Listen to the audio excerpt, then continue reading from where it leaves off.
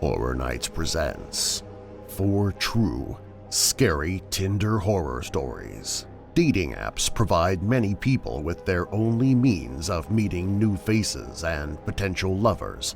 According to statistics from 2015, the Tinder app was used by 50 million people in that year alone. 10 million of these users log in to the app daily.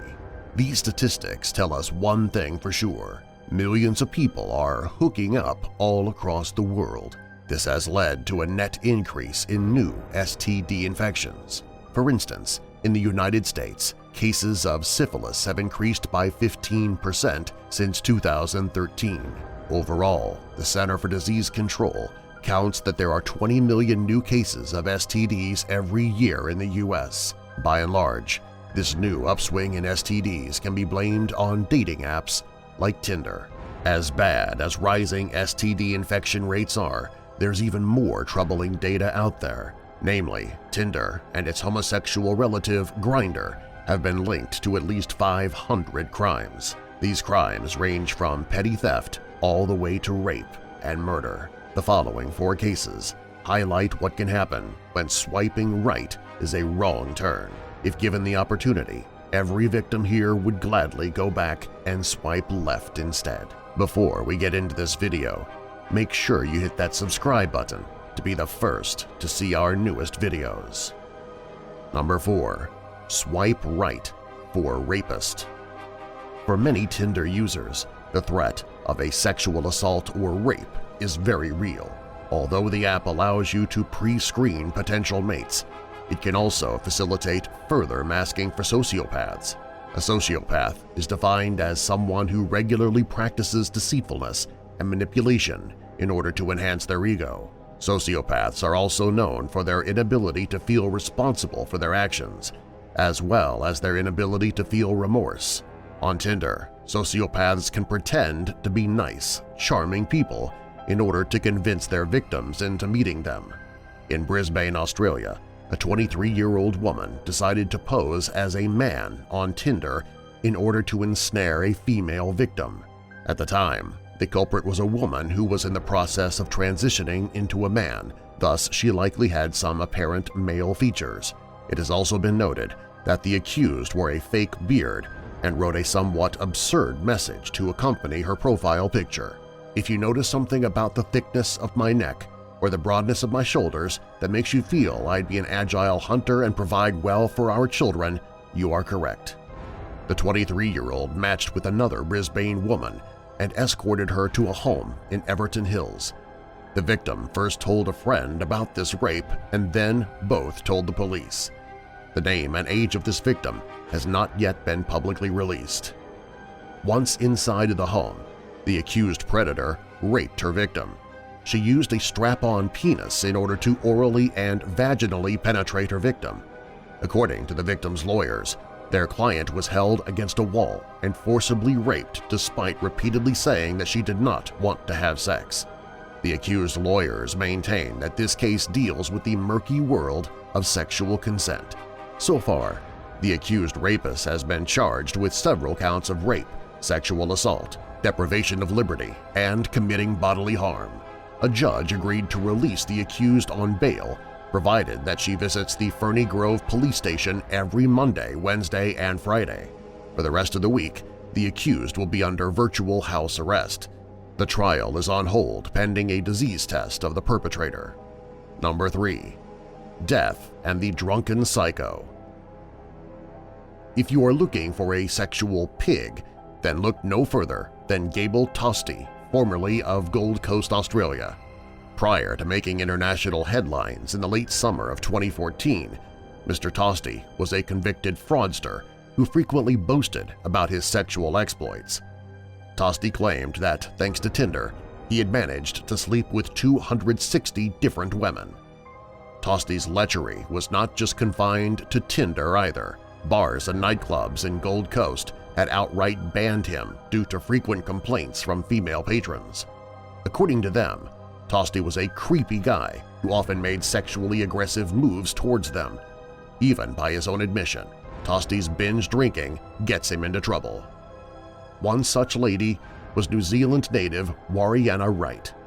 Wright met Tosti through Tinder, and the pair eventually met up for a boozy night at Tosti's apartment. The publicly released text exchanges between the two reveal the fact that casual sex was exactly what Tosti wanted. "You're looking pretty spankable." "Oh well, I suck at texting, but what I'm trying to say is that you look pretty ravishable and I'd do naughty things to you." Wright initially made fun of Tosti for these exchanges, but she ultimately agreed to party with Tosti at his 14th floor apartment. At some point during the evening, while the pair were partying, Wright fell to her death. Released CCTV footage shows the pair carrying pizza up to Tosti's apartment. Then, after a few hours, the same cameras captured a solitary Tosti wandering around aimlessly. He would eventually call his father in order to get a ride back home. Police arrested Tosti for manslaughter, and the Aussie stud had to face a well-publicized trial. During the trial, tabloid outlets made mention of the fact that someone named Lizzie Evans kept making Facebook posts in defense of Tosti. Upon further investigation, it turned out that Evans, who is also from New Zealand, claimed to be Tosti's partner. The blonde bombshell added further fuel to the fire by publicly defaming Wright as a self-confessed psycho drunk whom felt it okay to assault people without warning in their own home. Evans also claimed that Tosti was the victim of a coordinated media smear campaign that was designed to make him look as bad as possible. She wrote in one Facebook message, "He's so far from this person described, it's not even funny." Tosti now goes by the name Eric Thomas in order to escape the infamy of his trial. According to him, he decided to put Wright on his balcony after she drunkenly attacked him. "You're being attacked. You think you're doing the most sensible thing, and you think that will just defuse the situation. Something completely freakish, completely unexpected happens. It's totally unforeseeable," Tosti told reporters years after the incident.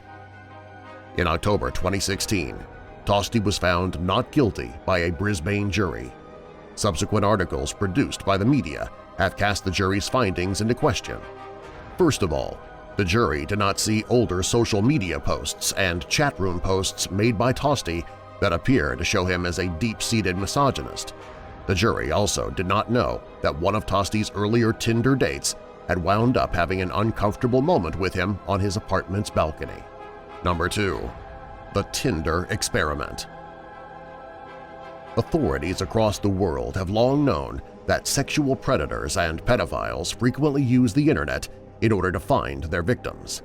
This reality is certainly true in the case of Tinder. The Tinder experiment started out as a social experiment captured on video. Two amateur documentarians in Melbourne, Australia were inspired by the American reality show To Catch a Predator. In that show, Dateline NBC host Chris Hansen worked with a vigilante group called Perverted Justice that lured unsuspecting pedophiles to secure locations in order to expose the magnitude of online sexual predation. The Tinder experiment set out to do the same thing with the Tinder app. In the first viral video, one of the filmmakers pretends to be a 15-year-old girl called Imogene. The fake account listed Imogene's age as 18, but her bio revealed her true age. Imogene never initiated any conversations with her matches, but they flocked to her nonetheless. One of Imogene's matches was over 50 years old. These matches agreed to meet Imogene at a secure location. Many of Imogene's matches immediately dropped her when she told them that she was 15. But a surprising number of these matches decided to carry on with their highly sexual conversations. According to Imogene, her matches almost always began their conversations with her by writing about their sexual fantasies and fetishes. A lot of the men would mention how much trouble they could get in before continuing to pursue her, one of the filmmakers said. In person, they all attempted to hug, kiss, or grope Imogene. This video sting operation was shared well over 1 million times on social media accounts. According to filmmakers, the disturbing amount of sexually explicit content on the Tinder app convinced them that swiping right could lead to unreported sexual assaults or cases of rape. The filmmakers have said that as Tinder users ourselves, we noticed an alarming amount of inappropriate content in the app and wanted to gain a greater understanding of the mindset of people participating in such things. In the duo's first video, Blake, a pseudonym used by one of the filmmakers, surprises Imogene's suitors, a 31-year-old man and a 43-year-old man. In the second episode, a 42-year-old man named Tobias is exposed as a pedophile who came to Imogene's apartment after having been promised no-strings-attached fun. According to the producers of the Tinder experiment, there are at least 4 people on set at all times, just in case any of the exposed pedophiles decide to get violent or run away. So far, Australian authorities have arrested and convicted 2 men who were first caught by the Tinder experiment. One of the convicted pedophiles was also caught sending sexually explicit messages to a police officer posing as a 13-year-old girl. The Tinder experiment highlights the problem with Tinder's lack of age restrictions. According to Tinder itself, 7% of the app's users are between the ages of 13 and 17. Justin Mateen, the app's co-founder, publicly defended this policy by stating that there is nothing wrong with 13 and 17-year-olds making friends and connecting with new people on Tinder. Mateen would be later accused of sexual harassment by one of his employees. Number 1. Dissolved in acid. One of the biggest problems with Tinder is its translation issue. Namely, many people think that getting a match on Tinder immediately translates into a sexual hookup. Some men and women consider this app nothing more than a key for accessing easy sex, while others use the app for more innocent purposes. When these two approaches clash with one another, it can often lead to sexual violence. See, for instance, a 2016 case from Mexico. 26-year-old Emmanuel Delani Valdez Bocanegra sincerely believed that Tinder dates always end up in sex. Francia Ruth Ibarra, also 26, did not share the same conclusions. The two met up several times before that fateful day at Ibarra's apartment in Leon, a large city in central Mexico. On December 3, 2016, Ibarra was declared missing. Her friends warned the Mexican authorities after Ibarra failed to show up for a movie date. From here, police officials found out through Ibarra's social media accounts that she was in a relationship with Bocanegra, a former medical student who had attended the same University of Guanajuato that Ibarra and her friends had also attended. When police caught up with Bocanegra in Mexico City, he did not seem bothered by his fate. At the crime scene, police discovered 6 kilos of human flesh connected to sets of bones that were recovered from trash bins kept on Ibarra's balcony. Police also found Ibarra's clothing stuffed in a bag. DNA tests conclusively proved that the bones belonged to Ibarra.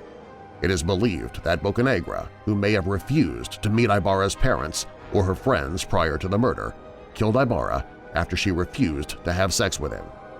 Bocanegra apparently tried to get rid of Ibarra's corpse by putting it in a bathtub full of acid. He likely hoped that the acid would dissolve all traces of the murder, but his plan failed. Investigators believe that Bocanegra used a combination of caustic soda and hydrochloric acid after containers of both were found in his apartment. Thanks for watching. If you enjoyed, hit that like button and subscribe for more.